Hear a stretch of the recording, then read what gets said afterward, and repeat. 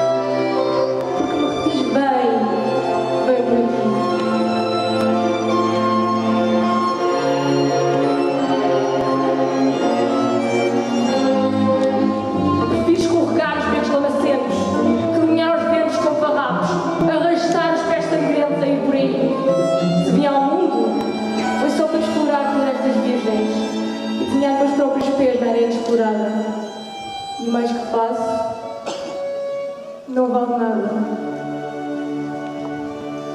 Como pois sereis vós que me dareis ferramentas, impulsos e coragem para derrubar os próprios obstáculos?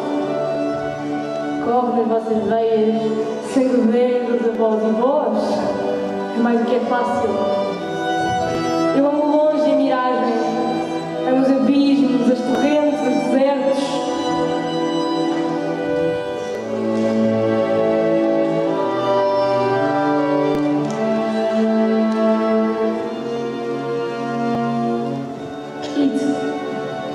Temos estradas, temos jardins, temos canteiros, temos pátria, temos terras.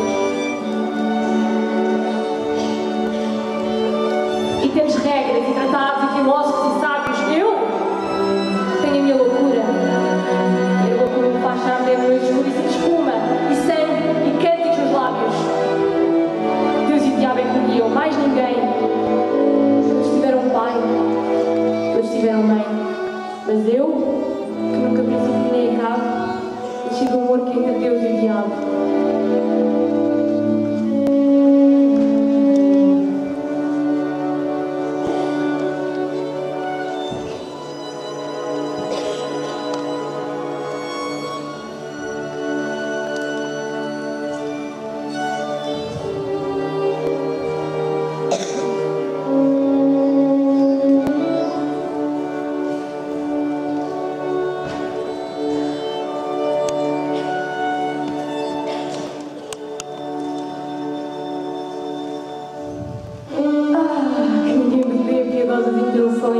Ninguém me peça definições, ninguém me diga vem por aqui.